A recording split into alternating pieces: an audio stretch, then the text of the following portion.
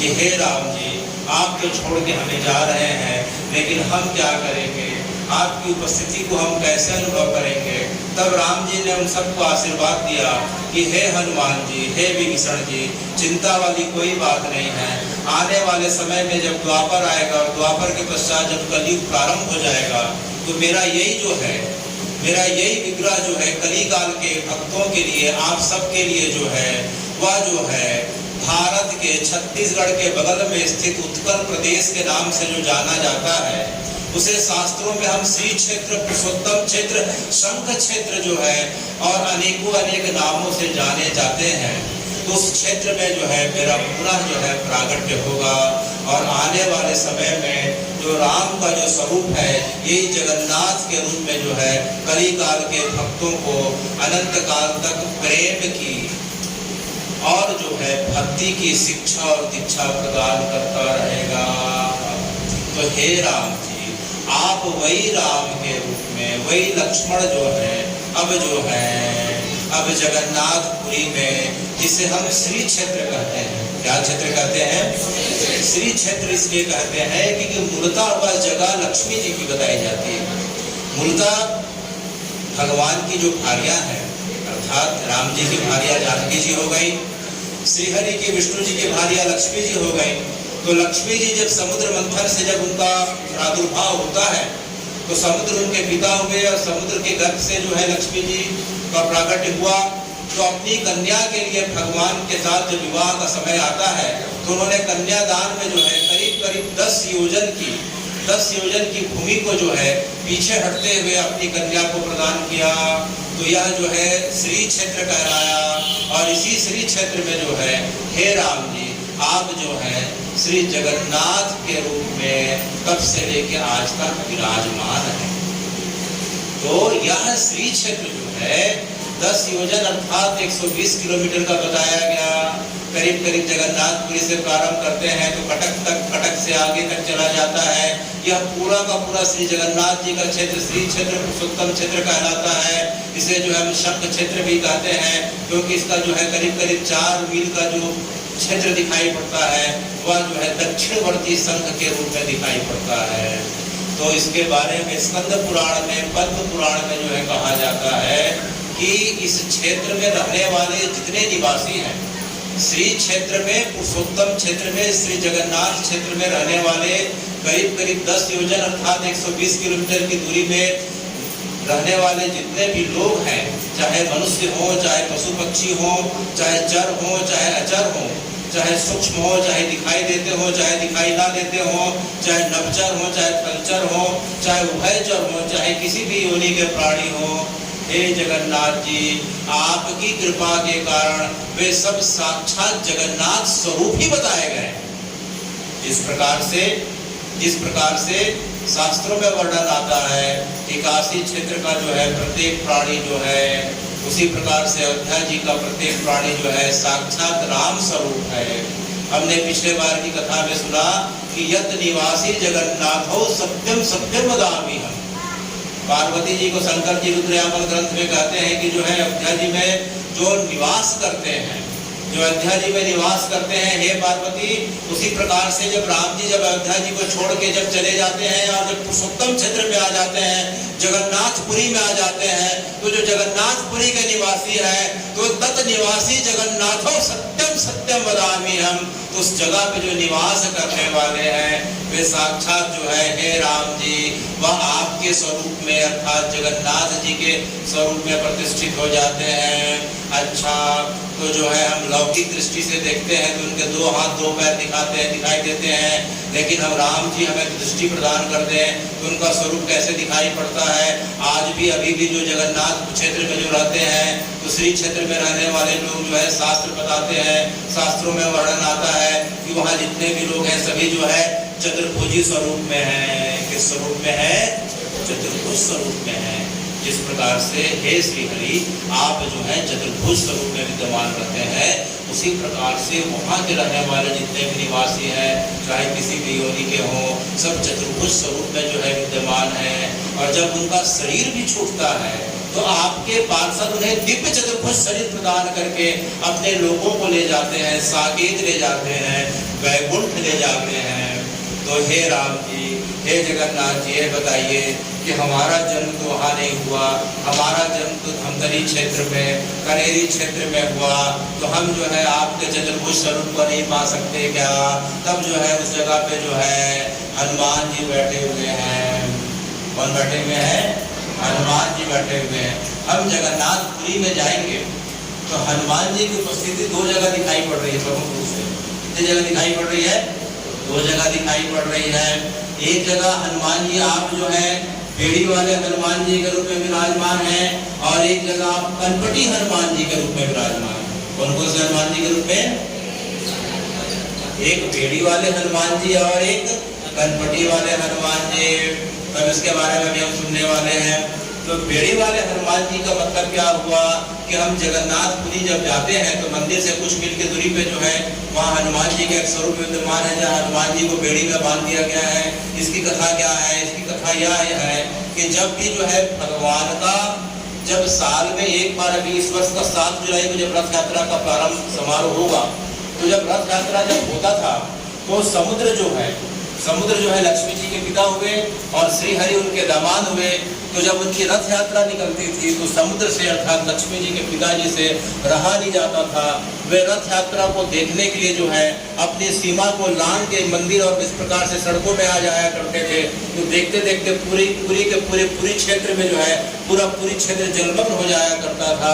तो भक्तों को बड़ी असुविधा होती थी।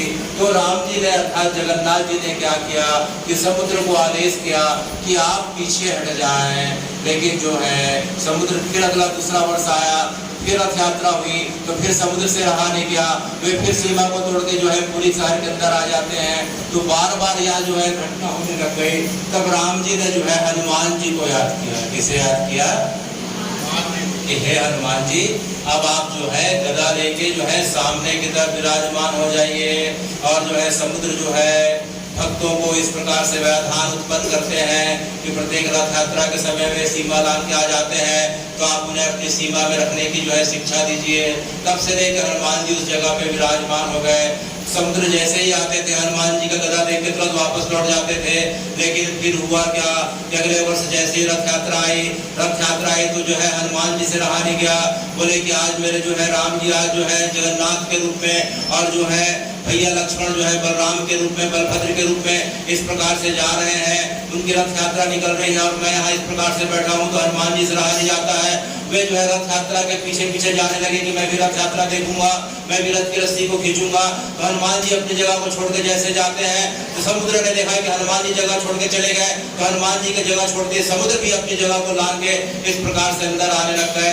तो देखते देखते जो हनुमान जी भी रथ के बीच में, समुद्र भी रथ के बीच में, देखते देखते जो है पूरा का पूरा क्षेत्र जो है जल से भरने लगा।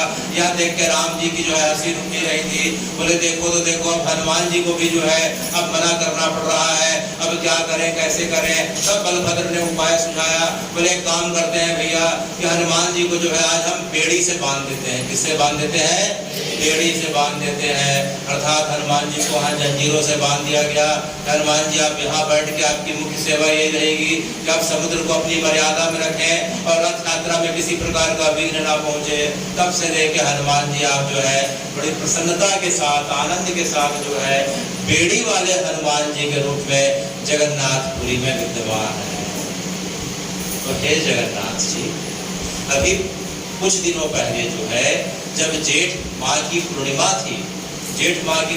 थी, उस दिन आपकी स्नान यात्रा पूरी हुई। स्नान यात्रा पूरी होने का मतलब यह होता है कि जेठ महीने की अभी जो आषाढ़ का महीना चल रहा है, इसके पहले जो जेठ का जो महीना था, जेठ महीने की जो पूर्णिमा थी जो शनिवार को पड़ी थी, शनिवार के पहले वाले शनिवार को, उस समय श्री जगन्नाथ जी के श्री विग्रह को मंदिर के गर्भगृह से, रतन वेदी से बाहर लाया गया।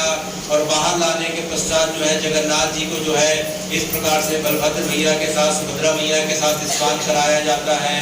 और भगवान स्नान करते हैं 108 कलशों से, कभी कभी 501 कलशों से। स्नान करने के पश्चात जो है जगन्नाथ जी को जो है ठंडी लग जाती है। क्या लग जाती है? ठंडी लग जाती है, जगन्नाथ जी का शरीर कांपने लग जाता है, जगन्नाथ जी का नाक बहने लग जाता है, जगन्नाथ जी का शरीर का तापमान बढ़ने लग जाता है। हे भगवान, आप किस प्रकार की बातें कर रहे हैं? यह बात बिल्कुल सत्य इसलिए है कि हम भारतवर्ष में नहीं, पूरे पृथ्वी में हम भगवान के जितने भी विग्रह को देखते हैं, उन मूर्तियों को अगर हम देखते हैं तो मूर्तियां जो है ना किसी चीज से निर्मित की जाती हैं और उसमें मंत्रों के माध्यम से प्राण प्रतिष्ठा की जाती है। लेकिन पूरे के पूरे ब्रह्मांड में सिर्फ जगन्नाथ जी का विग्रह ऐसा है कि जिसमें श्री हरि भगवान जो है अपने स्पंदन के रूप में अपने प्राणों के साथ अपने धड़कन को और अपने सांसों के लिए वे विराजमान हैं। सिर्फ जगन्नाथ जी का श्री विग्रह जो है हमारे समान धड़कता है, हमारे समान उनकी सांसें चलती है, हमारे शरीर की जिस प्रकार से आयु होती है, हे भगवान, हमारे शरीर के जिस प्रकार से जो है आयु आयु जो है जीवन की जो है 3 ही अवस्था बताई गई है, हमारे शरीर की जो है 3 अवस्था बताई गई है। देहो अस्मिन् यथा देहे कौमार यौनम तथा जरा तथा देहांतर प्राप्ति धीर पुरुष न मोहती। या तो हमारे इस शरीर की जो है बाल्यावस्था होगी, या युवावस्था होगी, या वृद्धावस्था होगी, चौथी कोई अवस्था नहीं होती। इन तीनों अवस्थाओं के बीच शरीर को पूरा होना पड़ता है। उसी प्रकार से शरीर की जो है प्रारब्ध का भोग पूरा होते ही हमें अपने शरीर को छोड़ना पड़ता है। उसी प्रकार से हे जगन्नाथ जी, आप इतने कृपालु हैं, इतने दयालु हैं कि आपको ऐसा ना लगे कि जो है मनुष्य लोग, हम लोग आपको अपने से अलग समझ बैठे करके आप देह धारण करके जगन्नाथपुरी में विद्यमान रहते हैं। जिस प्रकार से हमारे शरीर की अवस्था बदलते रहती है, उसी प्रकार से आपका जो श्री विग्रह दिखाई पड़ रहा है, वह श्री विग्रह जो है प्रत्येक लगभग 19 वर्षों में जो है आप अपने जो है कलेवर को बदलते हैं, जिसे हम नव कलेवर महोत्सव कहते हैं। क्या कहते हैं? जिस प्रकार से हम अपने शरीर को छोड़ते हैं और नया शरीर धारण करते हैं, जिस प्रकार से जो है शास्त्र बताते हैं, जातस्य ही ध्रुव मृत्यु, ध्रुव जन्म ही मृतस्य च, कि जन्म लेने वाले की मृत्यु निश्चित है और जिसकी मृत्यु होती है उसका जन्म होना भी निश्चित है। उसी प्रकार से हे जगन्नाथ जी, आप पुरी में विद्यमान रहते हुए यही मनुष्यों जैसी लीला, हम जैसी लीला कर रहे हैं। आपका जो कलेवर दिखाई पड़ रहा है, वर्तमान का कलेवर जो है 2015 में आपने नया कलेवर धारण किया था। कौन से सन में? अभी 2015 में। और आप जो है नया कलेवर अर्थात इस कलेवर को, इस विग्रह को जो है छोड़ के आप सन 2034 में नया कलेवर धारण करने वाले हैं।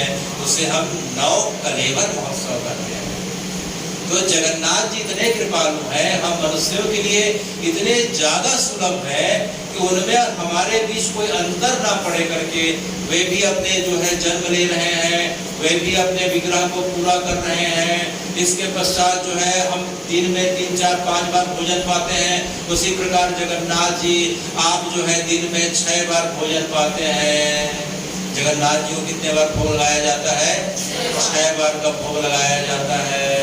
अच्छा जगन्नाथ जी, आप कृपया करके बताएं कि आपका वहाँ प्रागट्य का हेतु क्या है, प्रागट्य का हेतु क्या है?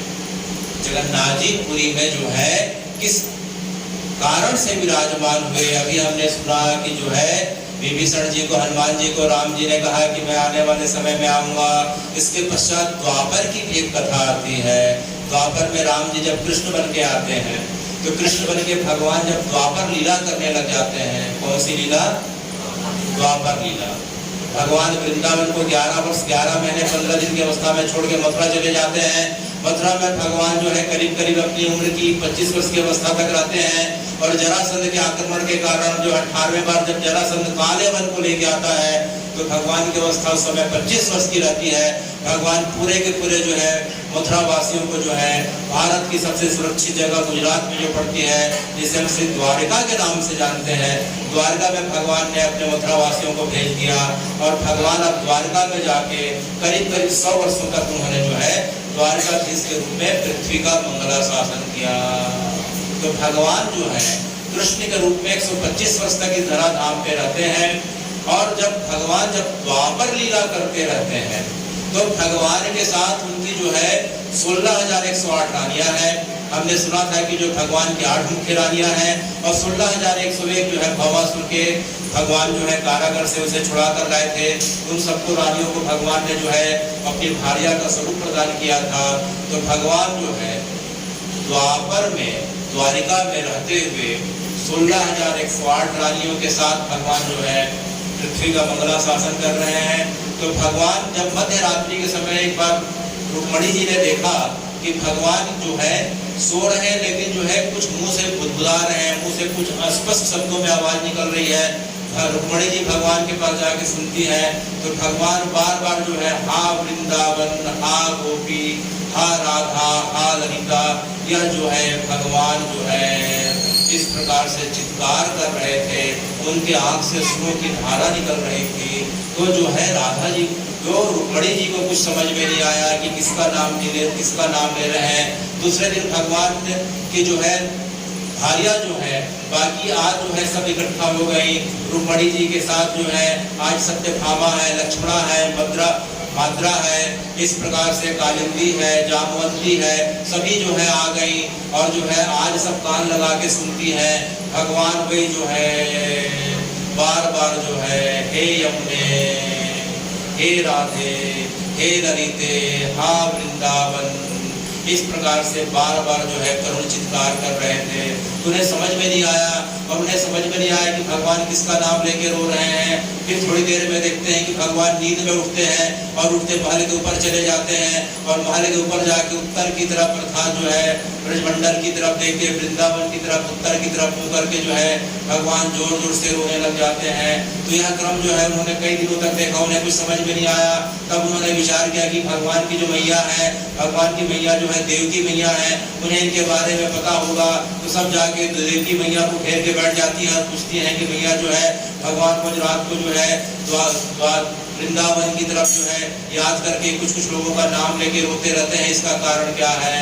तब जो है देवकी मैया ने कहा कि भगवान अपने ब्रजवासियों को याद करके रोते हैं, उन गोप सखाओं को, उन गोपियों को, उन नंद बाबा की गायों को याद करके, उन जो है बंसीवट को याद करके, उन कदम के पेड़ों को याद करके, उन वृंदावन में रहने वाले मरुण जो है मयूर है, मृग है, कोयल है, अनेक पशु पक्षियों को याद करके भगवान है जो है रोज रात को रोते रहते हैं।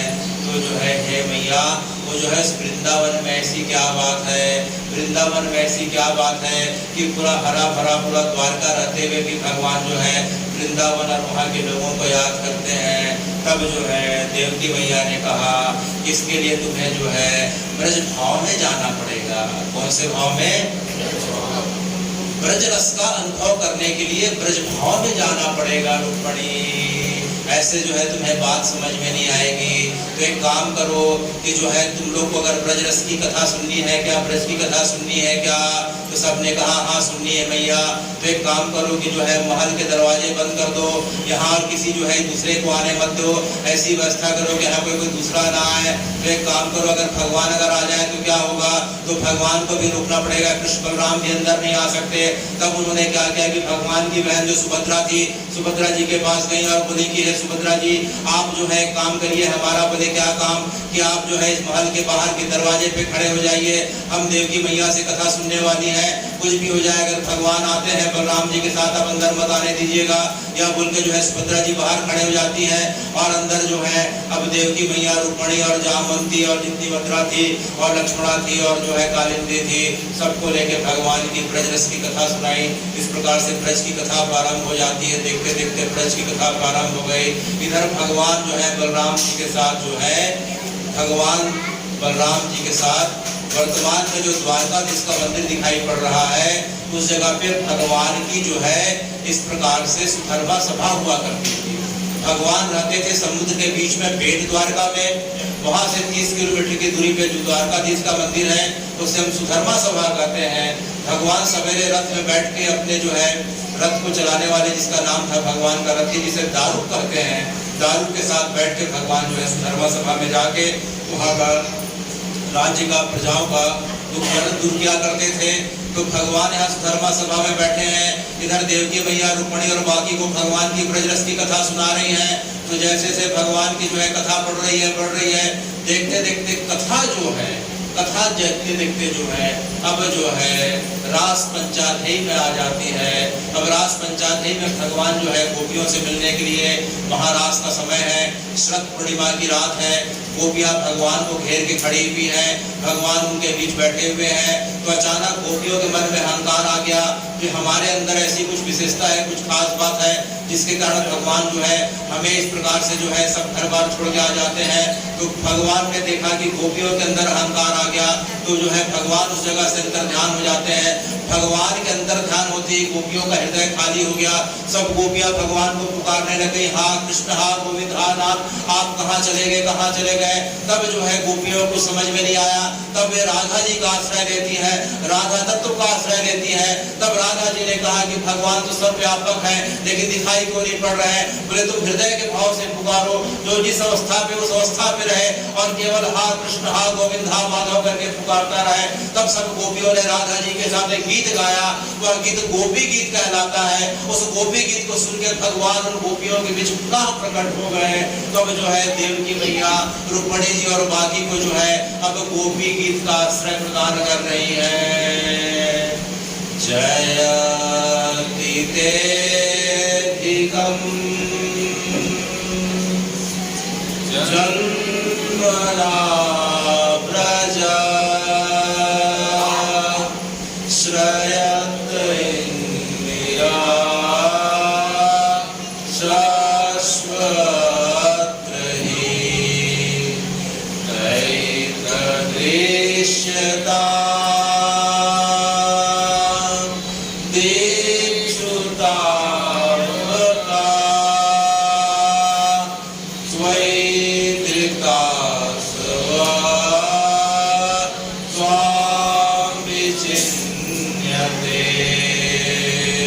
इधर जो है भगवान के पेट द्वारका के महल में कथा प्रारंभ हो गई और देखते देखते जो है गोपियों का विरह गीत का वर्णन करने लग गई। तो जैसे ही जो है गोपियों का जो विरह गीत इधर महल में प्रारंभ हुआ, इस जो है गीत की ध्वनि सुधर्मा सभा में बैठे भगवान के कान में चले गई। और देखते देखते जब जो है 9वां श्लोक आया, तो कथामृतम तप्त जीवनम कविभिरीडितम कल्मषापहम् श्रवणमङ्गलम् श्रीमदानन्दम् भुवि गृह्णन्ति ते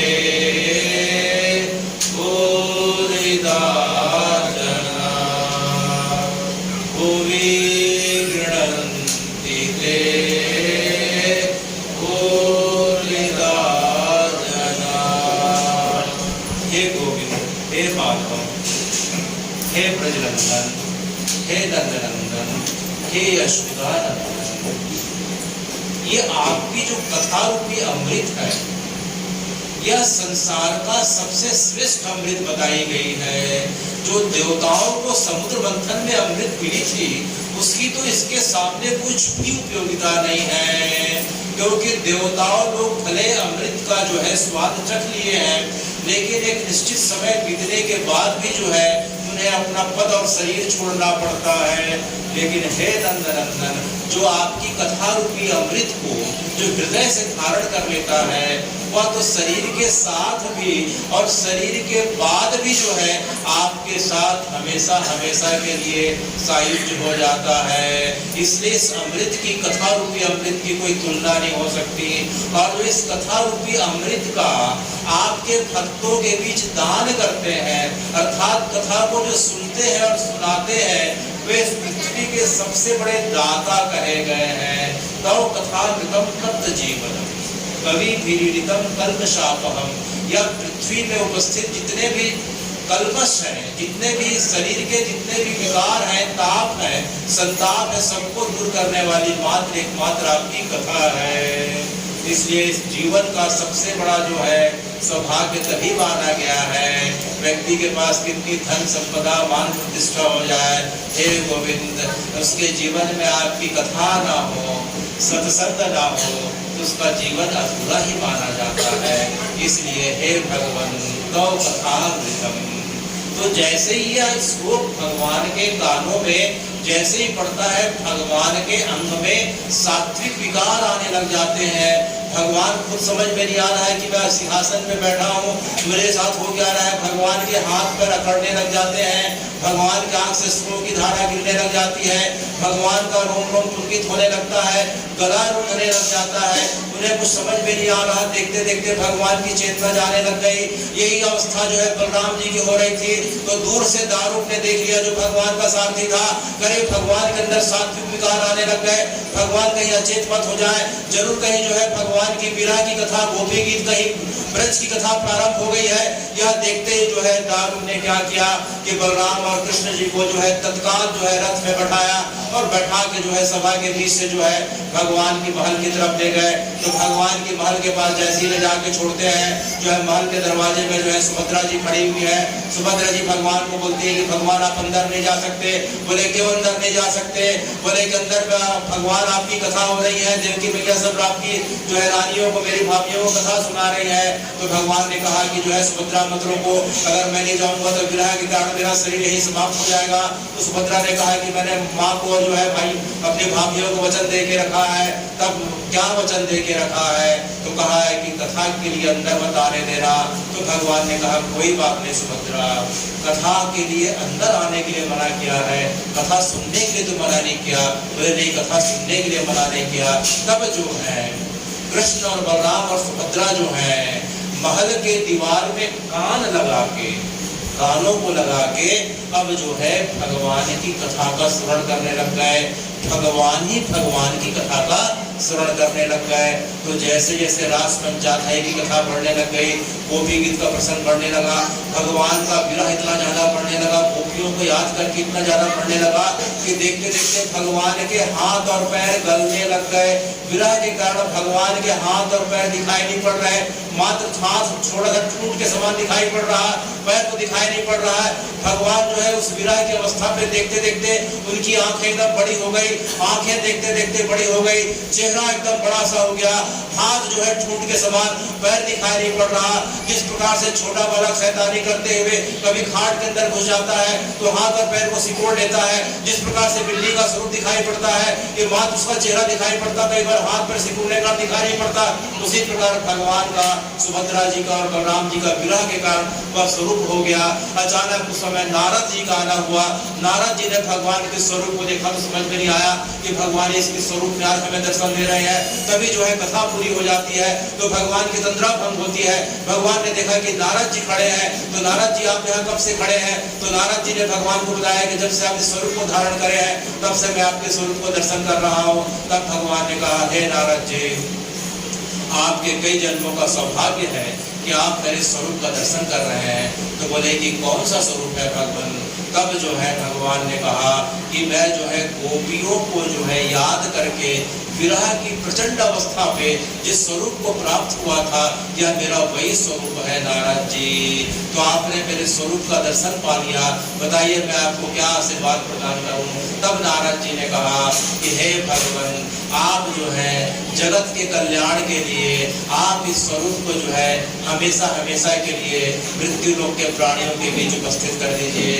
तब भगवान ने कहा कि हे नारद जी, जब मेरी द्वापर लीला पूरी होगी उसके पश्चात जो है अवंतिका क्षेत्र के एक राजा होंगे, वो इंद्रदम्युन नाम के राजा होंगे और उनकी पत्नी का नाम गुंडीचा होगा।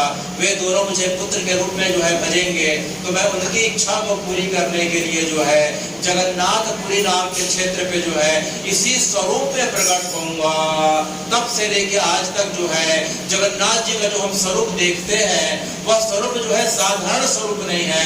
ऐसे साधारण अगर देखें तो वह एक लकड़ी का बना हुआ विग्रह दिखाई पड़ता है, बड़ा सा गोल चेहरा है, आंखें एकदम बड़ी बड़ी है, हाथ जो है ठूंठ लिए हुए, पैर किसी के नहीं, और यहाँ तक तो सुभद्रा जी के हाथ भी नहीं है। बलराम जी के और जो है जगन्नाथ जी के तो जो है हाथ थोड़े से दिखाई पड़ रहे हैं, सुभद्रा जी के तो जो है हाथ दिखाई पड़ रहे हैं, ना पैर दिखाई पड़ रहे हैं, ना कान दिखाई पड़ रहा है, कुछ दिखाई नहीं पड़ रहा है। तो हे भगवान, यह जो आपका स्वरूप है, आप जब गोपियों के प्रेम में विरह अवस्था में अत्यंत उन्मत्त अवस्था में जाके उस प्रचंड विरह की ज्वाला में जब जो है आप जलने लग जाते हैं और साथ में जो है आप कली काल के जो है भक्तों को जो संसार के तीन तापों से घिरे रहते हैं, आप उन्हें प्रेम प्रदान करने के लिए, भक्ति प्रदान करने के लिए, संसार की सब कामनाओं को प्रदान करने के लिए जिस स्वरूप में विद्यमान रहते हैं, वह स्वरूप आपका जो है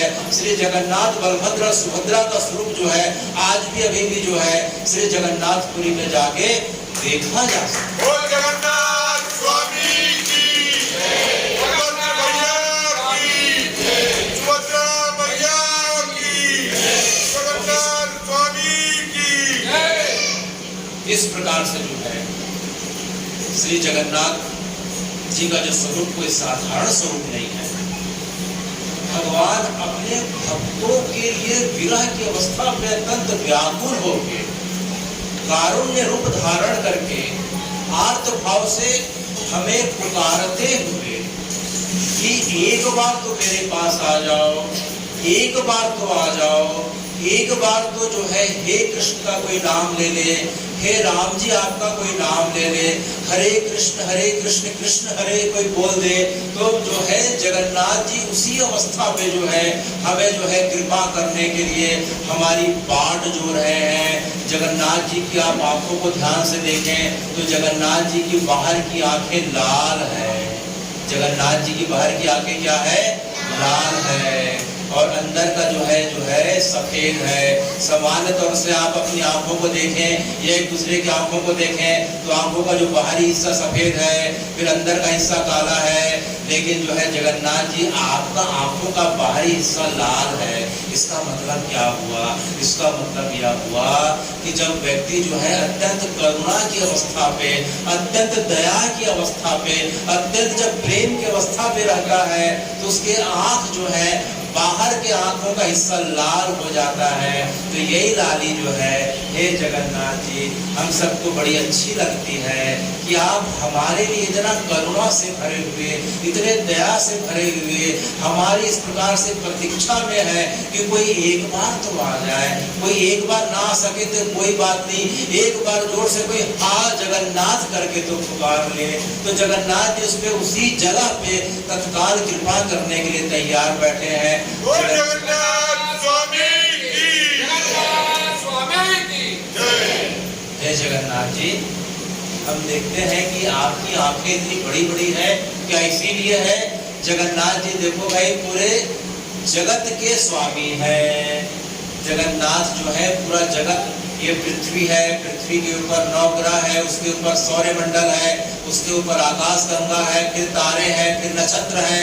इस प्रकार से पूरा ब्रह्मांड जो है, ब्रह्मांड की ऊर्जा जो है जगन्नाथपुरी में, हे जगन्नाथ जी आपके इस जो है इस स्वरूप में विद्यमान है। तो आप दिन रात जो है हमारी तरफ देख रहे हैं। अच्छा, एक और खास बात दिखाई पड़ रही है कि हे जगन्नाथ जी आपकी आंखें बंद नहीं होती, आपकी आंखें कभी बंद नहीं होती। वह कैसे? अरे भैया आंख कब बंद होगी? कि जब पलकें नीचे गिरेंगी। और जगन्नाथ जी आपकी आंखों में तो पलक आएगी नहीं, जगन्नाथ जी की आंखों में पलक नहीं है। इसलिए जगन्नाथ जी जो है हर समय हमें निहार रहे हैं, अभी भी वहां से बैठ के हमें निहार रहे हैं। कोई जगन्नाथ जी की कथा जो ध्यान से सुन रहा, भाव से सुन रहा, बार बार उसके मन में जगन्नाथ जी की मिलने की इच्छा, कि आपकी इस विग्रह को देखने की इच्छा हो रही है, तो जगन्नाथ जी हमें भी निहार रहे हैं। यत निवासी जगन्नाथ हो सत्यम सत्यम वदामि। शंकर जी पार्वती जी को बोल रहे हैं कि हे पार्वती, कि जो जहां बैठ के जिस अवस्था पे इस ब्रह्मांड के किसी कोने में बैठ के केवल और केवल जगन्नाथ जी की कथा सुन लेता है या जगन्नाथ जी का पवित्र नामों का स्मरण कर लेता है, वह साक्षात क्या हो जाता है? जगन्नाथ स्वरूप हो जाता है। तत् निवासी जगन्नाथ। तो जितने भी कनेरी निवासी, जितने भी खमकरी निवासी, जितने भी आसपास के निवासी हम सब हैं, वह जगन्नाथ जी की कृपा से हम सब क्या स्वरूप को पा गए? जगन्नाथ स्वरूप को पा गए। तत् निवासी जगन्नाथ हो सत्यम सत्यम वदामि हम, शंकर जी बोल रहे हैं। तो इस प्रकार से जगन्नाथ जी आपकी आंखों में पलक इसलिए नहीं है कि आप जो है एक निमिष भी जो है अपने पलकों को नीचे नहीं गिराते, ताकि कोई भक्त आया, कहीं हो सकता है कि आप पलकों को बंद करें, उस समय भक्त जो है आपको देखे, आप ना देख पाए, तो आप ऐसा एक निमिष के लिए, एक सेकंड के लिए भी आप अपने पलकों को कभी नहीं गिराते। तो ऐसी जगन्नाथ जी की हमारे ऊपर कृपा है। आपकी आंखें जो है कृपा के कारण, दया के कारण, कि एक बार मेरा भक्त मेरी शरण को, मेरी शरणागति को स्वीकार कर ले, मैं के हमेशा आर्द्र बनी हुई है, आंखों में नमी है, आंखों में लालीपन है। एक बार तो कोई आ जाए, एक बार तो मेरे पास कोई मुझे पुकार ले, कोई एक बार तो आके मेरे चरणों में बैठ जाए। तो अरे बलराम भैया, हे सुभद्रा, मैं उसके ऊपर जो है तत्काल कृपा करने के लिए तैयार बैठा हूँ। तो हे जगन्नाथ जी, हे जगन्नाथ जी, इस प्रकार से हमने सुना कि आपके जो है उत्पत्ति का हेतु जो है, आप गोपियों के विरह को प्राप्त करके इस अवस्था को प्राप्त हुए, और नारद जी को आशीर्वाद देने के कारण जो है उसी स्वरूप में, जिस स्वरूप में आपने नारद जी को आशीर्वाद प्रदान किया था, उसी स्वरूप में आज जो है जगन्नाथपुरी में विद्यमान है, जिसे हम श्री क्षेत्र, पुरुषोत्तम क्षेत्र, संघ क्षेत्र, अनेकों अनेक जो है तीर्थों के नाम से जाने जाते हैं, जो सप्तपुरियों में से जो है एक पुरी मानी जाती है। उसमें अगर देखते हैं तो हे जगन्नाथ जी, आपके भी जो है जेठ महीने की पूर्णिमा थी, उस समय आपकी स्नान यात्रा हुई, आपको जो है 108 कलशों से स्नान कराया गया। उसके पश्चात आप जो है अस्वस्थ हो जाते हैं। अस्वस्थ होने के बाद आपके मंदिर के कपाट बंद हो जाते हैं, और इन 15 दिनों तक जो है जगन्नाथ जी को काढ़े का भोग लगता है। किसका भोग लगता है? बाकी समय जगन्नाथ जी रोज 56 प्रकार के भोग दिन में जो है 6 बार पाते हैं। कितने बार पाते हैं? 6 बार पाते हैं। लेकिन इस समय जो है जगन्नाथ जी की रसोई अब ठंडी हो गई, शांत पड़ गई, जगन्नाथ जी अब बीमार पड़ गए, उन्हें सर्दी खांसी बुखार हो गया, और जो है जगन्नाथ जी के राजवैद्य हैं, जो बड़े बड़े डॉक्टर हैं, जो बड़े बड़े जो डॉक्टर हैं, जो वैद्यराज हैं, वे जो है जगन्नाथ जी का 8वां प्रहर परीक्षण कर रहे हैं। जगन्नाथ जी की भी धड़कन कैसी है, जगन्नाथ जी का शरीर का तापमान कितना है, सांस तेज चल रही है, हल्की चल रही है, कैसे चल रही है, जगन्नाथ जी का चेहरा कैसा दिखाई पड़ रहा है, जगन्नाथ जी के शरीर में पानी की कमी है कि नहीं। इस प्रकार से जो है दिन भर जो है भगवान के शरीर को चेक किया जाता है, और उसकी अवस्था के हिसाब से जो है, जैसे वैद्यराज बताते हैं कि भी भगवान के शरीर में लक्षण दिखाई पड़ रहे हैं, तो भगवान को उस प्रकार का काढ़ा और औषधि प्रदान किया जाता है।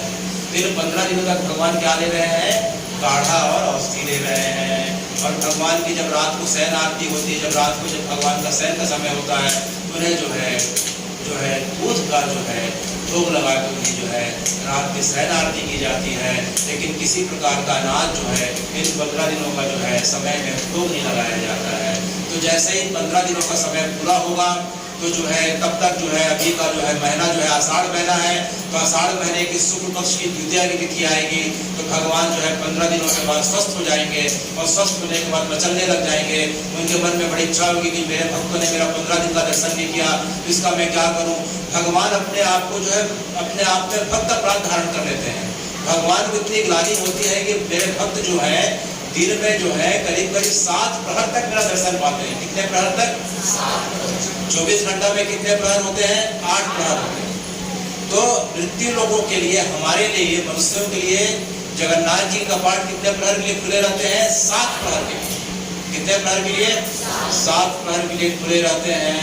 एक प्रहर के लिए भगवान विश्राम नहीं करते। एक प्रहर के लिए जो है देवता लोग जो है आके भगवान की पूजा स्तुति करते हैं 8वें प्रहर में। तो जो है जगन्नाथ जी ने देखा कि मेरे मृत्यु लोग के जो भक्त हैं, जितने नर नारी स्त्री पुरुष बाल वृद्ध जितने बच्चे हैं, सब जो है 15 दिनों तक मेरे दर्शन से वंचित रहे। अब मैं क्या करूं? तो भगवान को पश्चाताप होने लगा। बोले वे नहीं आ पाए, कोई बात नहीं, अब मैं उनके लिए खुद निकल के बाहर जाके उनको दर्शन दूंगा। और दर्शन क्या दूंगा? मैं खुद अपने भक्तों का दर्शन करूंगा। तब भगवान जो है 15 दिन जैसे बीतता है, आषाढ़ महीने की जो है शुक्ल पक्ष की द्वितीया का जो दिन आता है, उस समय भगवान अपने भाई जो है बलराम जी के साथ और बहन सुभद्रा के साथ जो है रथ पे सवार होकर पूरा नगर भ्रमण करते हैं, जिसे हम रथ यात्रा महोत्सव के नाम से जानते हैं। किसके नाम से जानते हैं? अभी जो है इस वर्ष की जो रथ यात्रा 7 जुलाई को होने वाली है और अभी जो है भगवान का जो है पट बंद है। भगवान की जो है अंदर में औषधियों के माध्यम से सेवा अर्चना की जा रही है। भगवान का पट बंद है। तब जो है भगवान के साथ जो है आज से 500 वर्ष पूर्व की घटना है। कितने वर्ष पूर्व की घटना है? 500 वर्ष पूर्व की घटना है। तो जो कृष्ण जो द्वापर में थे, जो कृष्ण द्वापर में थे, वही जो है चैतन्य महाप्रभु के रूप में उनका अवतार चुका है। 500 वर्ष पूर्व की घटना है। तो भगवान जो है 1521 में जो है चैतन्य महाप्रभु के रूप में कलकत्ता के पास नवद्वीप में प्रकट हो चुके हैं और उसके पश्चात 24 वर्ष की अवस्था पूरी होते हुए जो है वे संन्यास लेके जगन्नाथपुरी आ जाते हैं। और जगन्नाथपुरी जब आते हैं तो उनके साथ जो है बंगाल के भक्त हैं, उड़ीसा के भक्त हैं, जिन्हें औड़िया गौड़िया भक्त कहा गया, उड़िया और गौड़िया भक्त। और उन भक्तों के साथ जो है चैतन्य महाप्रभु जो है अपने बड़े भाई जो है नित्यानंद के साथ, जिन्हें निताई कहते हैं, उनके साथ जो है आज मंदिर के बाहर सीढ़ी में बैठे हैं। किस जगह पे बैठे हैं? सीढ़ी पे बैठे हैं। तो महाप्रभु जो है सीढ़ी में बैठे हैं, चैतन्य महाप्रभु, उनके बगल में नित्यानंद महाप्रभु बैठे हैं, उनके बाईं तरफ जो है फिर जो है श्रीवास महाप्रभु बैठे हैं, उसके बगल में जो है अद्वैताचार्य बैठे हुए हैं, सामने में जो है गदाधर बैठे हुए हैं, फिर श्रीवास बैठे हुए हैं, फिर सार्वभौम भट्टाचार्य उसके तीसरे की पंक्ति में बैठे हुए हैं, फिर राय रामानंद बैठे हुए हैं, स्वरूप दामोदर बैठे हुए हैं, श्रीनिधि बैठे हुए हैं, शिवनिधि बैठे हुए हैं, आचार्य ब्रह्मानंद भारती बैठे हुए हैं, आचार्य प्रकाशानंद तीर्थ बैठे हुए हैं। इन जो है सबके बीच जो है महाप्रभु बैठे हुए हैं, चैतन्य महाप्रभु बैठे हुए हैं। कौन बैठे हुए हैं? तो सबने पूछा हाथ जोड़ के कि महाप्रभु अब तो जो है मंदिर के दर्शन अंदर से नहीं होंगे, हमें अब जगन्नाथ जी के दर्शन नहीं होंगे, तो जो है अब क्या करें, कैसे करें? तो महाप्रभु का विरह बढ़ते जा रहा था कि जगन्नाथ जी के दर्शन नहीं होंगे तो क्या करें? तब सार्वभौम भट्टाचार्य जी ने पूछा कि महाप्रभु जो है आप कृपा करके आप हमें जो है मंदिर के बारे में बताएं। किसके बारे में बताएं? जगन्नाथ जी का जो मंदिर है उसकी कथा जो है सार्वभौम भट्टाचार्य ने पूछा। तो सार्वभौम भट्टाचार्य की बात को सुनकर राय रामानंद ने कहा कि भगवान हम देखते हैं मंदिर कितना विशाल है, हम लोग को तो नहीं पता कि अंदर में जगन्नाथ जी हैं, हम जगन्नाथ जी का रोज दर्शन करते हैं, लेकिन मंदिर के अंदर इतनी सारी जगह बताई जाती है, कृपया करके उनके बारे में हमें जो है विस्तार के साथ वर्णन करिए। तब महाप्रभु ने कहा, अरे राय रामानंद इधर आओ, अरे भाई स्वरूप दामोदर इधर आओ, अरे भाई गदाधर इधर आओ, सबको जो है अरे हरिदास इधर आओ। तो सबको जो है महाप्रभु ने बुलाया और बोले देखो जो जगन्नाथ जी का मंदिर दिखाई पड़ रहा है वह आज का नहीं, वह सतयुग के समय का है। कब का है? सतयुग के समय का है। अच्छा, और जो है सबसे पुरानी अवस्था पे जो है इस जगह को जो है किस नाम से जाना जाता था? नीलांचल के नाम से जाना जाता था। किस नाम से? जिस जगह पे भगवान का जो है मंदिर है वह कौन सी जगह कहलाती है? नीलांचल। और जो पीछे समुद्र दिखाई पड़ रहा है, पीछे जो समुद्र दिखाई पड़ रहा है उसे हम जो है नील समुद्र कहते हैं। क्या समुद्र कहते हैं? और यह क्षेत्र क्या कहलाता है? नीलांचल क्षेत्र कहलाता है। तो जो जगन्नाथ जी का विग्रह पहले जो है यहाँ एक गुफा हुआ करती थी, एक पर्वत हुआ करता था, उसे नील पर्वत कहा जाता था। और नील पर्वत के अंदर एक गुफा थी, उसे जो है नील गुफा कहते थे। और उस गुफा के अंदर जो है भगवान का विग्रह प्रकट हुआ था, उसे नील माधव कहते थे। क्या कहते थे? नील माधव कहते थे। तो नीलांचल क्षेत्र है, नीलाद्री समुद्र है और जो है नील गुफा है। और नील गुफा के अंदर कौन प्रकट हुए? नील माधव प्रकट हुए, जो वर्तमान में श्री जगन्नाथ जी के रूप में जो है जाने जाते हैं। अच्छा भगवान, तो यह जगह जो है फिर जो है नीलांचल क्षेत्र था। बोले हाँ। फिर मंदिर का निर्माण जो है, मंदिर का निर्माण इंद्रद्युम्न राजा और उसकी पत्नी गुंडीचा ने कराया। अच्छा, और वर्तमान में जो इसका जो है जीर्णोद्धार जो है 1100 वर्ष पूर्व जो है राजा अनंत देव बर्मन के द्वारा किया गया। किसके द्वारा किया गया? राजा अनंत देव बर्मन के द्वारा किया गया। तो अच्छा, तो हे भगवान हम देखते हैं कि मंदिर में 4 प्रवेश द्वार हैं।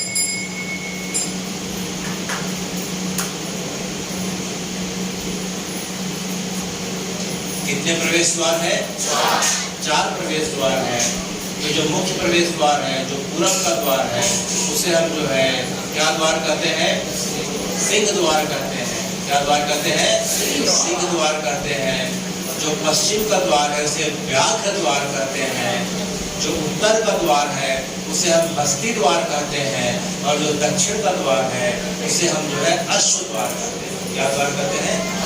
अश्व द्वार। तो जो हो गया सिंह द्वार, व्याघ्र द्वार, हस्ती द्वार और जो है इस प्रकार से अश्व द्वार। इन चारों द्वार जो है हमारे चारों चीज के प्रतीक है, धर्म अर्थ काम मोक्ष। किसके प्रतीक है? धर्म अर्थ काम मोक्ष। जो पूरब का जो द्वार है वह मोक्ष प्रदान करने वाला है। क्या प्रदान करने वाला है? मोक्ष प्रदान करने वाला है। और जो दक्षिण का जो द्वार है वह कामनाओं की पूर्ति करने वाला है, काम का द्वार है। जो उत्तर का हस्ती द्वार है वह धर्म प्रदान करता है, इस प्रकार से जो है। और जो पश्चिम का जो द्वार है वह जो है अर्थ प्रदान करता है। तो चारों द्वार जो है चारों चीज के प्रतीक है। इस प्रकार से जो है महाप्रभु जिस प्रकार से बताने लग गए, उनके पास सब आने लगे। महाप्रभु आप तो नई बात बता रहे हैं, हमें सुन के बड़ा अच्छा लग रहा है, लेकिन सामने में जो बड़ा एक स्तंभ दिखाई पड़ रहा है, जैसे हम सिंह द्वार में जाते हैं तो सबसे बड़ा एक स्तंभ दिखाई पड़ रहा है। यह स्तंभ जो है करीब करीब 34 फीट की ऊंचाई लिए हुआ है। इस स्तंभ का नाम क्या है? तो महाप्रभु ने कहा है कि इस स्तंभ का नाम जो है अरुण स्तंभ है। क्या स्तंभ है? अरुण स्तंभ है। अच्छा, तो हे भगवान, इस अरुण स्तंभ को यहाँ क्यों लाया गया, किसने बनाया? तो महाप्रभु ने कहा कि जब कोणार्क जो है, हम पुरी से थोड़ा दूर आगे जाते हैं तो कोणार्क नाम की जगह है जहाँ सूर्य मंदिर है। कोणार्क मंदिर अर्थात सूर्य मंदिर है। तो काल के प्रभाव के कारण जो है कोणार्क मंदिर जब तोड़ दिया जाने लगा तो वहाँ जो स्तंभ था तो वहाँ के राजा के द्वारा जो है उसे यहाँ लाके स्थापित कर दिया गया, जिसे हम अरुण स्तंभ के नाम से जाने जाते हैं। तो जब भी रथ यात्रा होती है तो रथ यात्रा में भगवान की जब पहाड़ी होती है, भगवान बाहर निकलते हैं, तो इस अरुण स्तंभ के पास जो है सबसे पहली पूजा कौन करते हैं? विभीषण करते हैं। कौन करते हैं? विभीषण जी जो है इसी जगह पे खड़े होके भगवान की रथ यात्रा की पूजा करते हैं। उसके पश्चात जो है पुरी के राजा शंकराचार्य जी करते हैं। उसके पश्चात जो है फिर रथ यात्रा का प्रारंभ होता है। तो अरुण स्तंभ वो जगह है। अच्छा, महाप्रभु सब सीढ़ी में बैठे हुए हैं। अच्छा, ये बताइए कि जो है उसी समय जो है राय रामानंद बोलते हैं कि महाप्रभु हम सीढ़ी में अगर गिनती देखें तो जो है कितनी सीढ़ी दिखाई पड़ रही है, बताओ भाई। तो बोलते हैं कि जो है कुल मिला के जो है यहाँ 19 सीढ़ियाँ हैं। कितनी सीढ़ियाँ हैं? कुल मिला के 22 सीढ़ियों का वर्णन आता है। तो जो है 22 सीढ़ियाँ जो है 22 सीढ़ियाँ जो है किस नाम पे पड़ी है? जो पूर्वी द्वार पे, सिंह द्वार पे जो 22 सीढ़ी दिखाई पड़ रही है, तो 22 सीढ़ी क्यों है? 23 सीढ़ी क्यों नहीं? 21 सीढ़ी क्यों नहीं? 20 सीढ़ी क्यों नहीं? तब महाप्रभु ने कहा कि जो है देखो भाई, भगवान का एक प्रसिद्ध स्रोत है। क्या स्रोत है? हे कृष्ण, हे गोविंद, हरे मुरारी, हे नाथ नारायण वासुदेवा। इसमें अगर हम देखते हैं तो इसमें कितने अक्षर आते हैं? 22 अक्षर आते हैं। कितने अक्षर आते हैं? 22 अक्षर आते हैं। तो 22 अक्षर भगवान के नाम के प्रतीक हैं, पहला।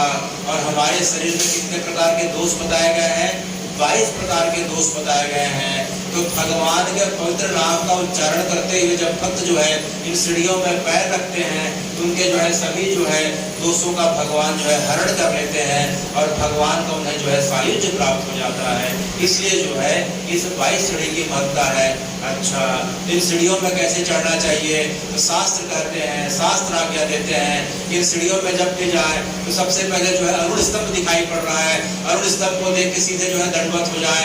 फिर दंडवत होने के बाद सीढ़ी के पास जाए तो प्रथम सीढ़ी को जो है प्रणाम करें। इस प्रकार से एक एक सीढ़ी को दंडवत करते हुए जो है हमें आगे बढ़ना चाहिए, क्योंकि सीढ़ी जो है साक्षात मोक्ष प्रदान करने वाली है। और जो है उसका दूसरा कारण यह है कि सीढ़ी के दाहिने तरफ अगर हम देखते हैं तो भगवान का एक पुतला दिखाई पड़ रहा है, उसे हम पतित पावन जगन्नाथ कहते हैं। क्या कहते हैं? तो हे जगन्नाथ जी, आप तो अंदर में गर्भगृह में विराजमान हैं।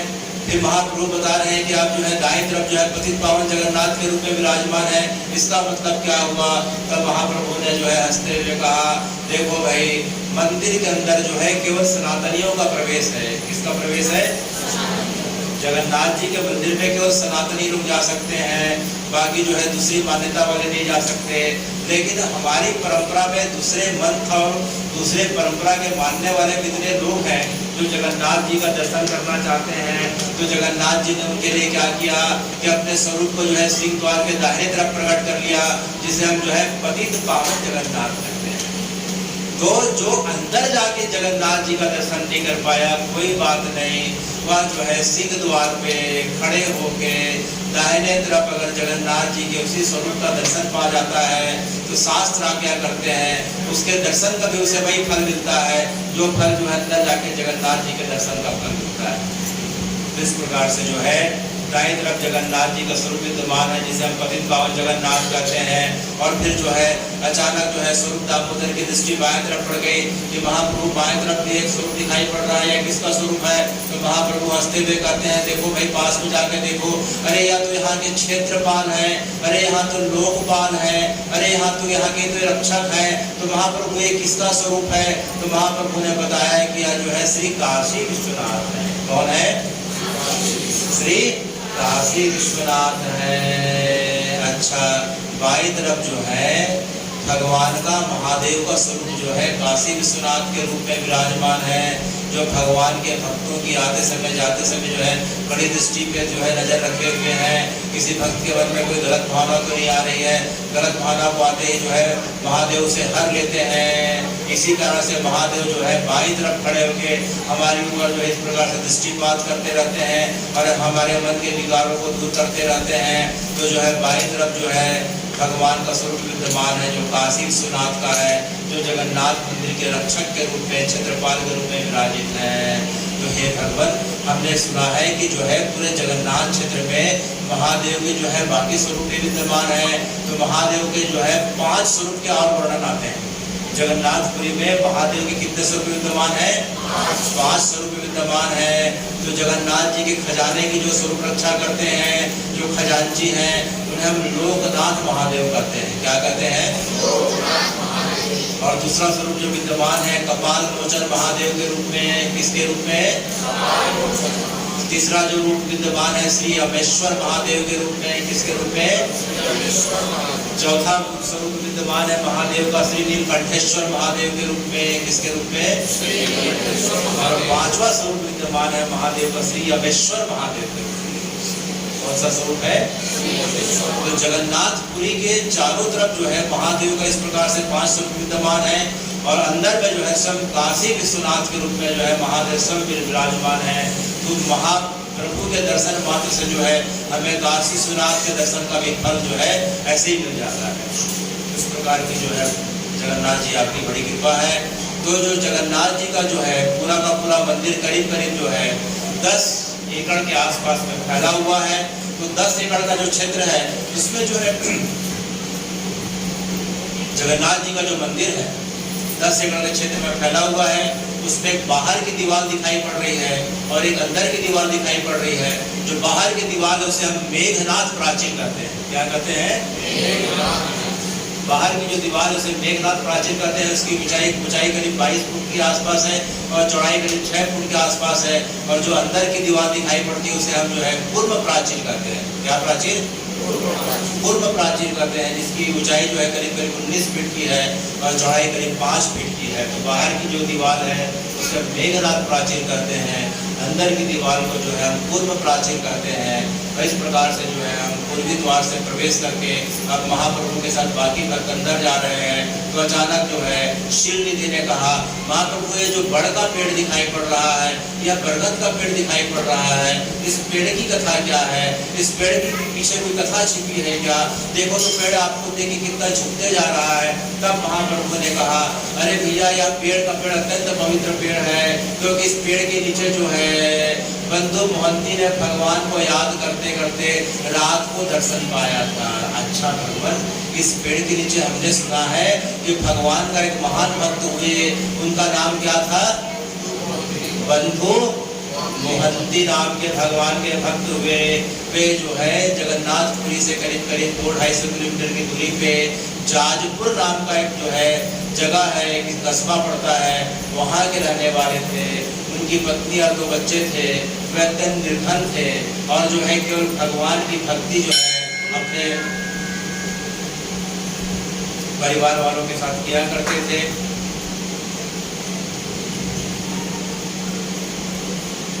एक बार जगन्नाथपुरी में, एक बार जाजपुर क्षेत्र में जो है घोर अकाल पड़ गया। अकाल पड़ गया, उसके बाद जो है अकाल की छाया पूरी नहीं हुई, आंधी तूफान आ गया, पूरे फसल जो है इस प्रकार से उड़ गए, पूरी फसल की बर्बादी हो गई, खाने को हाहाकार मच गया, सब जो है गांव छोड़ के जाने लगे। तब जो है उनकी पत्नी ने पूछा कि आप जो है हमें कहाँ ले जाएंगे, हमारा आश्रय कहाँ मिलेगा। तब बंधु मोहंती जो है जगन्नाथ जी को अपना बड़ा भाई मानते थे। क्या मानते थे? बड़ा भाई मानते थे। बोले कि जो मेरा बड़ा भाई भी है और मेरा जो है मित्र भी है, तो चलो मैं उनके पास ले चलता हूँ। बोले कहाँ रहता है? बोले जो है वह पूरी नाम की जगह पे रहता है। अच्छा, उसका घर कैसा है? उसका घर तो बड़े 10 एकड़ में है, बड़े बड़े महल में रहता है, उसकी दीवारें हैं। तो जो है बंधु मोहंती जो है अपनी पत्नी और बच्चों को कहाँ ले जाते हैं? जगन्नाथपुरी ले जाते हैं। जब पहुँचते हैं तो रात हो जाती है। रात हो जाती है तब तक भगवान की मंगला हो जाती है, रात की शयन आरती हो जाती है। मंदिर के कपाट इस प्रकार से बंद होने वाले रहते हैं। जो है बंधु मोहंती जो है इस बड़ के पेड़ के नीचे आके बैठ जाते हैं।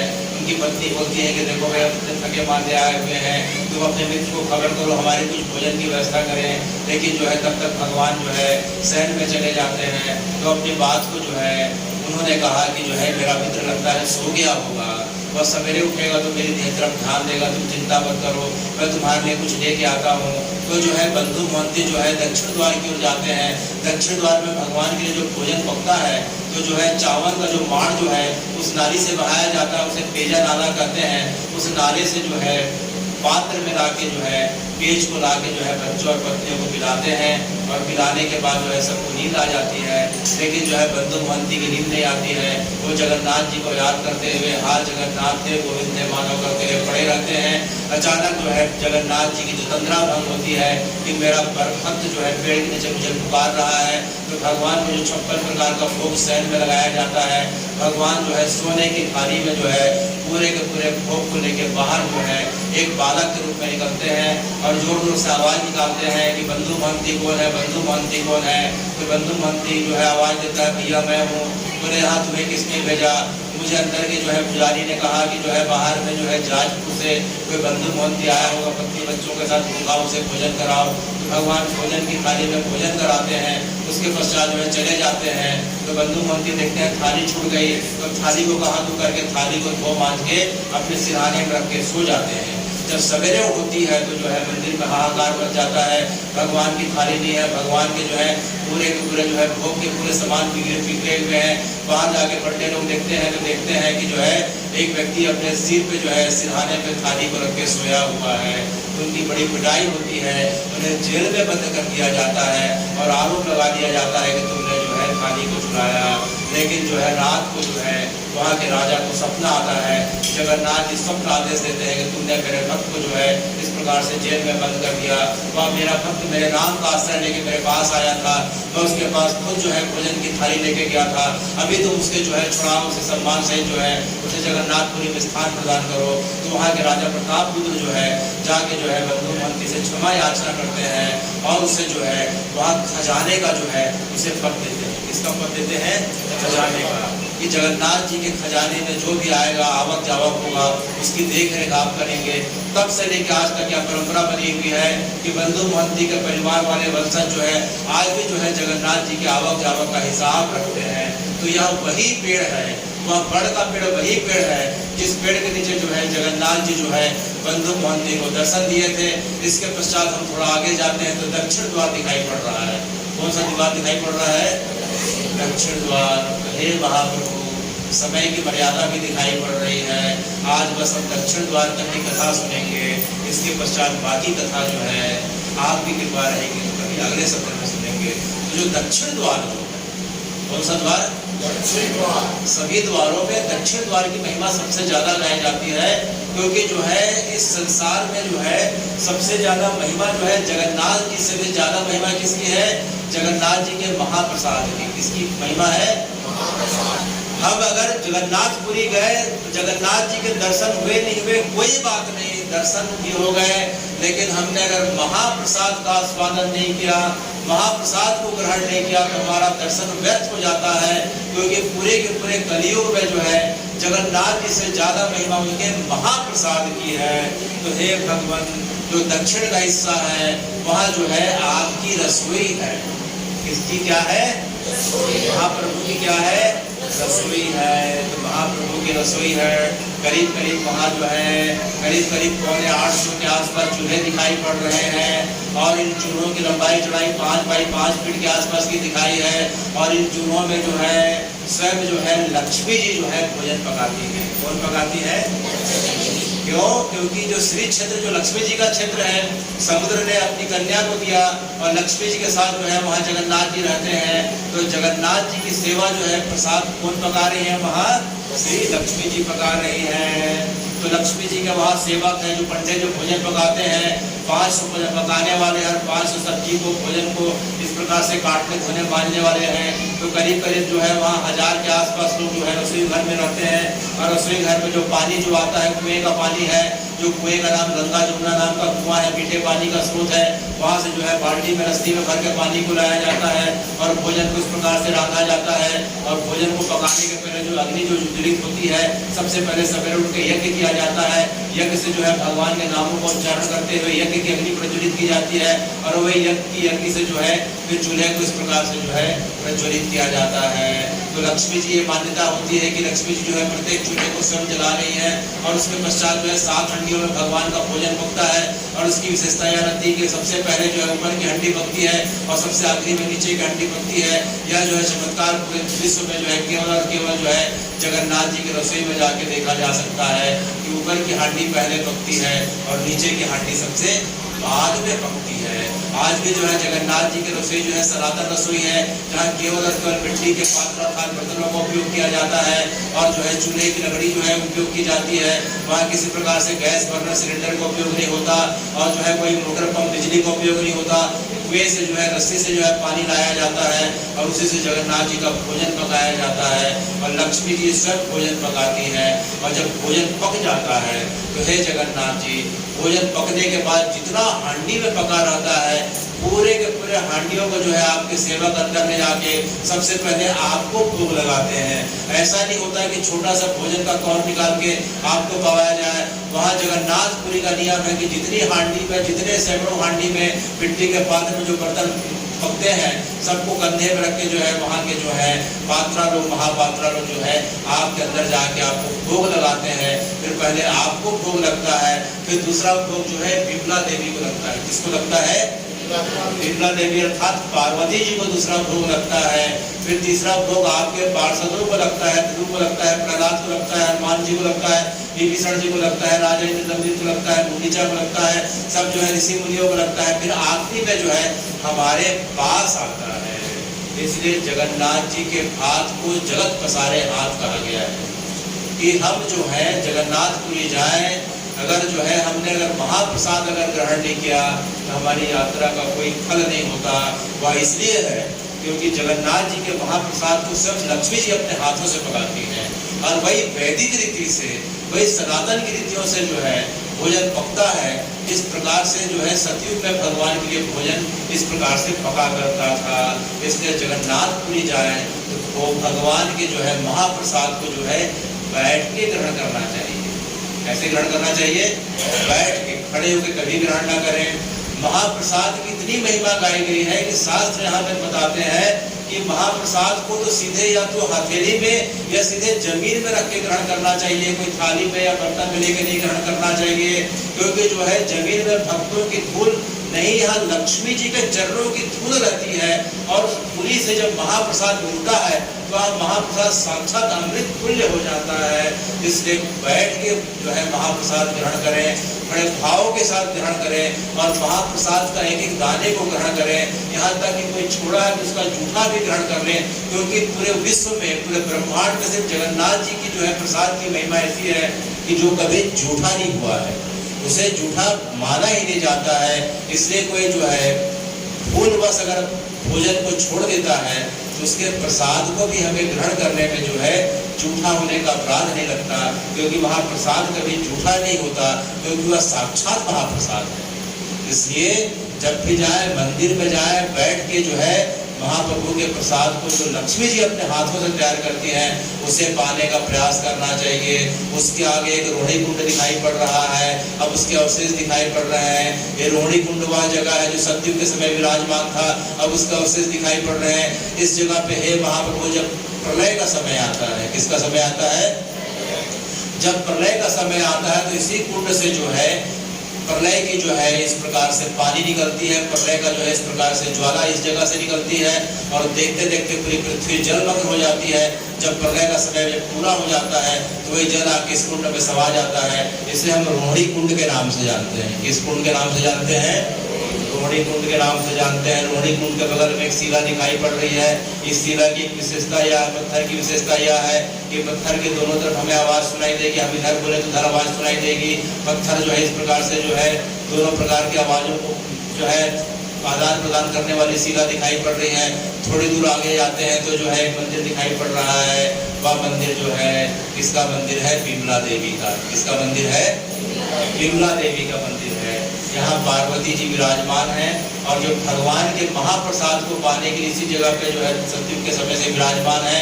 भगवान का भोग लगता है सबसे पहले, फिर उसके बाद पार्वती जी को, विमला जी देवी को लगता है, उसके बाद फिर बाकी को लगता है। तो विमला देवी को प्रणाम करते हुए स्वरूप दामोदर राय रामानंद आगे बढ़ रहे हैं। हे भगवान, हम देखते हैं कि जो है इन दीवारों पे जो है एक बेड़ी लगी हुई दिखाई पड़ रही है। ये बेड़ी लगी हुई दिखाई पड़ रही है। ये देवी कौन सी है? तो महाप्रभु मुस्कुराते हुए हंसते हुए कहते हैं, देखो भाई आज कौन सी तिथि है? महाप्रभु आज तो जो है एकादशी है। कौन सी एकादशी? आज तो योगिनी एकादशी है। तो एकादशी को जो है एकादशी मैया को यहाँ जो है बेड़ी में बांध दिया गया, अर्थात जो है बेड़ी में बांध के जो उल्टा लटका दिया गया है। क्योंकि जो है जगन्नाथपुरी की महिमा ऐसी है कि जगन्नाथपुरी में जो है एकादशी का बस नहीं चलता। किसका बस नहीं चलता? जैसे एकादशी के दिन जो है अनाज नहीं लेने का नियम है, अनाज ग्रहण नहीं करने का नियम है। महीने में 2 बार एकादशी आती है। हमारे जीवन में जो है 2-3 चीज के प्रति निष्ठा होनी चाहिए। एक एकादशी निष्ठा, दूसरी तुलसी निष्ठा और तीसरी नाम निष्ठा। कितनी निष्ठा होनी चाहिए? पहली निष्ठा किसके लिए बताई गई? एकादशी की निष्ठा। जैसे आज एकादशी है तो एकादशी के प्रति इतनी निष्ठा होनी चाहिए कि अनाज ना लें, दाल चावल ना लें, अनाज से जो चीजें निर्मित होती है उसे ना लें, फल ले लें या अनाज के बगैर जो चीजें उन्हें ले लें। अच्छा, दूसरी जो है तुलसी निष्ठा। तुलसी जी को हम जो है पौधा ना समझ के साक्षात जो है भगवान का स्वरूप समझें। और तीसरी जो है नाम निष्ठा।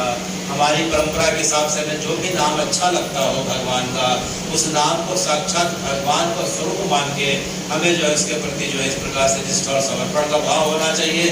तभी ये नाम हमें उत्पन्न प्रदान करने वाले होते हैं। तो एकादशी जो है जगन्नाथपुरी क्षेत्र में जो है वहाँ एकादशी की मान्यता नहीं है, क्योंकि एकादशी भगवान की जन्म की दासी। और दूसरा कि महाप्रसाद जो है लक्ष्मी जी तैयार कर रही हैं। किसके लिए तैयार कर रही हैं? भगवान के लिए तैयार कर रही हैं। अब वो जो प्रसाद नहीं रह गया वह महाप्रसाद है। इसलिए जिस जगह पे महाप्रसाद है, अर्थात पुरी पे, जगन्नाथपुरी पे जो है लक्ष्मी जी के हाथों के द्वारा निर्मित अब महाप्रसाद हो गया। इसलिए महाप्रसाद में एकादशी का नियम लागू नहीं होता। इसलिए एकादशी के दिन भी जो है जगन्नाथपुरी में जाके हम प्रसाद अर्थात दाल चावल को हम ग्रहण कर सकते हैं। इसलिए प्रतीक के रूप में एकादशी देवी को जो है एक जो है जंजीर पे बांध के, बेड़ी पे बांध कर उल्टा लटकाया दिखाया गया है। अर्थात जो है इस जगह पे जो है पूरे पृथ्वी ने, पूरे जो है ब्रह्मांड में इस जगह पे एकादशी का बस नहीं चलता। अर्थात वहां जाके एकादशी का उपवास करने का कोई मतलब नहीं है। वहां तो जाके केवल महाप्रसाद का सेवन करना चाहिए, क्योंकि महाप्रसाद के रूप में साक्षात महाप्रभु की हमारे अंदर कृपा जा रही है, अनाज रूपी कृपा जा रही है। यह मान के जो है महाप्रभु का जो है तो हमें सेवन करना चाहिए। इस प्रकार से हम देखते हैं, हे महाप्रभु की जो है विमला देवी हो गई, एकादशी हो गई, और एक प्रकार का मंडप दिखाई पड़ रहा है, उसे हम केवल मंडप कहते हैं। इस मंडप पे क्या होता है कि आपका जो महाप्रसाद को जो है जो छोड़ दिया जाता है, वह महाप्रसाद को सुखा के जो है इस प्रकार से जो है प्रसाद के रूप में थैली में इस जगह पे एकत्र किया जाता है, जिसे हम श्री जगन्नाथ जी का निर्माल्य करते हैं। क्या करते हैं? निर्माल्य करते हैं। वह पूरे भारतवर्ष में जो है सब लोगों को वितरित होता है, क्योंकि सूखा प्रसाद है। तो जीवन में जो है शास्त्र में बताते हैं कि 3 चीज के प्रति निष्ठा होनी चाहिए। उसी प्रकार से हमें 3 चीजों का रोज सेवन करने का प्रयास करना चाहिए। पहला जगन्नाथ जी का निर्माल्य, जगन्नाथ जी का निर्माल्य, और दूसरा ब्रजरज, दूसरा क्या बताया गया? ब्रज की मिट्टी, ब्रज की रज का जो है हमें रोज सेवन करना चाहिए। और तीसरा गंगा जल, तीसरा क्या करना चाहिए? गंगा जल। तो 3 चीज के प्रति निष्ठा होनी चाहिए और 3 चीज का रोज सेवन करना चाहिए। तुलसी निष्ठा, नाम निष्ठा, और जो है किसकी निष्ठा? एकादशी निष्ठा। और जो है 3 चीज का रोज सेवन करने का प्रयास करना चाहिए। क्या क्या? जगन्नाथ जी का महाप्रसाद निर्माल्य सूखा प्रसाद, दूसरा ब्रजरथ, और तीसरा श्री गंगा जल। इस प्रकार से प्यारे बच्चों, जगन्नाथ जी की कथा सुनते और कहते तो जो है कई दिन बीत जाए, समय की मर्यादा है वो कभी पूरी नहीं हो सकती, लेकिन समय के मर्यादा को देखते हुए मैं बनेरी में विद्यमान और विराजमान श्री हनुमान जी के चरणों में आभार व्यक्त करता हुआ, और जिनके माध्यम से 111 बार रामायण जी का पाठ आप सबने किया, प्यारे बच्चों आपने किया, सभी ग्रामवासियों ने किया, और जितने भी लोगों ने प्रत्यक्ष या अप्रत्यक्ष रूप से जो है इस मंदिर में इस पाठ के लिए जो सहयोग प्रदान किया, तन मन धन से, किसी ने समय का दान किया, किसी ने अर्थ का दान किया, अनेकों अनेक लोगों ने अपने सामर्थ्य के हिसाब से अलग अलग तरीके से जो है यहाँ मदद करी, तो उन सबके प्रति जो है मेरा हृदय से आभार। और जिसके कारण जो है, जिनके कारण यह संकल्प हुआ, श्री जुगल किशोर वैष्णव जी, जो मेरे अग्रज के रूप में, मेरे भ्राता के रूप में, मेरे शिक्षा गुरु के रूप में, क्योंकि आपको देख के ऐसा लगता है कि जो है चलता फिरता तीर्थ हमारे बीच आ गया, आपको देख के हमें वृंदावन का स्मरण हो जाता है, आपको देख के हमें जो है श्री चित्रकूट धाम का स्मरण हो जाता है, आपके साथ वार्ता करते हुए लगता है कि जो है भारत के संत जो है आपके अंदर विद्यमान है, और इसके पश्चात भी आप इतने सीधे सरल और सहज हैं हम लोगों के लिए। इसलिए आपके संकल्प को मैं प्रणाम करता हूँ, सभी ग्रामवासियों को प्रणाम करता हूँ, और उसी आशा और उम्मीद के साथ जो है प्यारे बच्चों, 111 बार का जो प्रकल्प आपने पूरा कर लिया, बस जो है यह भावना जो है हमारे अंदर बनी रहनी चाहिए कि जो है यह प्रकल्प जो है कभी मिटे ना, यह प्रकल्प कभी बुझे ना, यह प्रकल्प जो है, यह ऊर्जा जो है हमारे अंदर जो है भगवान के नाम की,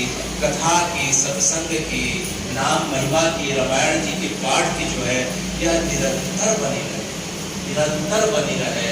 क्योंकि अगर हमारी जो है कथा के प्रति, नाम के प्रति जो है निरंतरता अगर नहीं है, तो जिस प्रकार से पानी का प्रवाह ना हो, पानी स्थिर होता है, तो पानी के अंदर जो है इस प्रकार से हम देखते हैं कि उसके अंदर बैक्टीरिया, वायरस आ जाते हैं, और जो नदी प्रवाहित होती रहती है उसका जल निर्मल और सेवन योग्य रहता है। उसी प्रकार से अगर हमारे अंदर जो है कथा के प्रति, इस ग्रंथ, पवित्र ग्रंथ के प्रति, श्री तुलसी रामायण जी के प्रति अगर जो है निरंतरता ना हो, और साथ में अध्ययन के साथ जो है हम इसकी चर्चा आपस में ना करें, सत्संग ना हो, तो धीरे धीरे जो है इसका भाव जो है धीरे धीरे कम होने लगता है। तो प्यारे बच्चों, कथा की निरंतरता बना के रखना, आप सब लोग सत्संग का जो है लाभ लेने का प्रयास करते रहना। आप लोगों ने वृंदावन में श्री प्रेमानंद जी के साथ सत्संग किया, जब जीवन में कई जन्मों का पुण्य उदित होता है, तब ऐसे महान संतों का, ऐसे महान तीर्थों का हमें जो है दर्शन प्राप्त होता है, जो आपने जो है इतने अल्प समय में जो है वृंदावन है, चाहे श्री अयोध्या धाम है, श्री चित्रकूट धाम है, प्रयागराज है, काशी विश्वनाथ है, आपने सभी धामों का जो है सेवन कर लिया। तो आप लोगों के साथ जो है आपके माता पिता का भी जो है बड़ा सौभाग्य है कि जो आप जैसे जिन्होंने बच्चों को जो है अपने घर में जन्म दिया, और जो है आप लोगों ने इतने कम समय में जो है इन धामों का सेवन किया, इतने संतों का सेवन किया, जो है यमुना जी का दर्शन किया, सरयू जी का दर्शन किया, प्रयागराज का दर्शन किया। तो इस प्रकार से जो है इसके कारण के पीछे जो है, या कारण से जुड़ने का कारण जो है सिर्फ राम जी की नाम और कथा है, यह रामचरितमानस के कारण आप लोग का इतना अच्छा दर्शन इस प्रकार से संभव हो पाया। तो इसके जो मूल में जो रामचरितमानस है, इसकी निरंतरता को आप सब बनाए रखें, और बनाए रखने का फल यह मिलेगा कि आने वाले समय में जो है हम और जो है अनेक तीर्थों का जो है हम सेवन करने का अवसर पाएंगे, और महाराज जी की करुण कृपा से जो है हम अनेक संतों का दर्शन कर सकेंगे। और महाराज जी की कृपा इतनी है कि महाराज जी के जो है प्रेमवश जो है भारतवर्ष के जो है अच्छे से अच्छे जो संत हैं, जो नामनिष्ठ संत हैं, जो भगवत दर्शन प्राप्त संत हैं, वहाँ जो है महाराज जी के एक बुलावे पे यहाँ आके जो है हम सबको, आप सबको दर्शन देने के लिए आ जाते हैं। वह सिर्फ जो है नाम ही नहीं, और आप श्लोक का जैसा जैसे भाव बढ़ते जाएगा इस ग्रंथ के पीछे, इस ग्रंथ को कोई साधारण जो है कागज किताब वाला ग्रंथ ना समझे, क्योंकि यह भगवान का वांग्मय स्वरूप है। कौन सा स्वरूप है यह? जिस प्रकार से श्रीमद् भागवत महापुराण श्री कृष्ण का वांग्मय स्वरूप है, उसी प्रकार से श्री रामचरितमानस राम जी का वांग्मय स्वरूप है। तो हम जितना इसके प्रति हमारी निष्ठा बनते रहेगी, उसका फल अभी आपने देखा। अभी आपने सब धामों की यात्रा करी, सभी संतों का दर्शन किया, और इस प्रकार से हमें कथा सुनने का अवसर प्राप्त होता है, बस सिर्फ एक ग्रंथ का आश्रय लेने से। तो ग्रंथ का आश्रय लेने से हमारे ऊपर इतनी कृपा है कि मन भी निर्मल हो रहा है, धाम के दर्शन हो रहे हैं, संतों का आशीर्वाद प्राप्त हो रहा है, और इस लोक के साथ हमारा परलोक भी सुधर रहा है, और खर्च इसमें कुछ भी नहीं, खर्च इसमें कुछ भी नहीं है। बस हमें समय निकालना है। हम किसी प्रकार से समय निकाल के इस कथा की निरंतरता को बनाए रखें। इसी आशा और विश्वास के साथ जो है, मुझसे कथा के दौरान कुछ भी त्रुटि हो तो मुझे एक बालक समझ के क्षमा करें। और अंत में अपनी वाणी को मैं विराम देते हुए जो है आप सबके साथ जो है भगवान के पवित्र नाम का उच्चारण और आज की कथा की संपूर्णता। हरे कृष्ण